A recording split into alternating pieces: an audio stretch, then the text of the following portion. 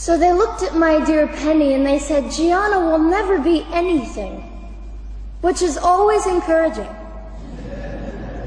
And she decided to ignore them, and she worked with me 3 times a day, and I began to hold up my head, and they said, well, Gianna will never this and never that. Long story shorter, I was walking by the age of 3.5 with a walker and leg braces, and I stand up here today with a mild little limp and without a walker and leg braces. I fall gracefully sometimes and very ungracefully at other times, depending on the situation, but I consider it all for the glory of God. You see, ladies and gentlemen, I am weaker than most of you, but this is my sermon. And what a small price to pay to be able to blaze through the world as I do and offer hope.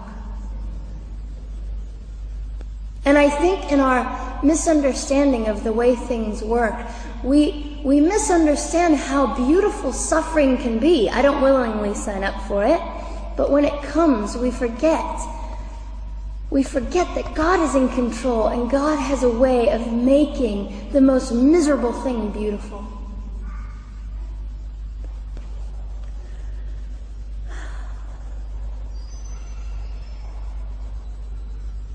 I have met my biological mother. I have forgiven my biological mother. I am a Christian.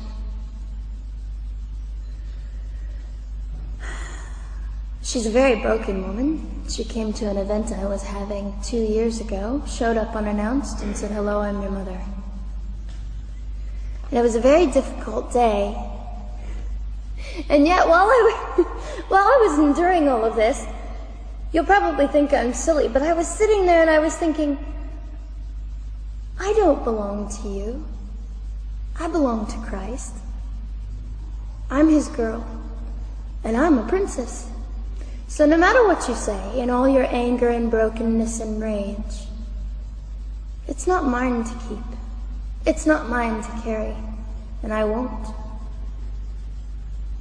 I was saying all this inside. So ladies and gentlemen, you have an opportunity. But for just a brief moment, I would like to speak directly to the men in this room and do something that is never done. Men, you are made for greatness. You are made to stand up and be men. You are made to defend women and children, not stand by and turn your head when you know murder is occurring and do nothing about it. You are not made to use women and leave us alone. You are made to be kind and great and gracious and strong and stand for something. Because men, listen to me. I am too tired to do your job. Women, you are not made for abuse. You are not made to sit and not know your worth and your value. You are made to be fought for forever. So now is your moment. What sort of people are you going to be? I trust incredible. I trust, men, you will rise to the occasion.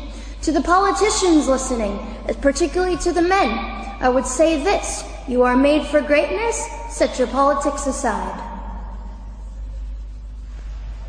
You are made to defend what is right and good. This fiery young girl will stand here and say, now's your moment.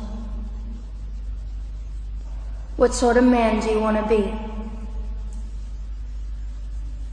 A man obsessed with your own glory, or a man obsessed with the glory of God?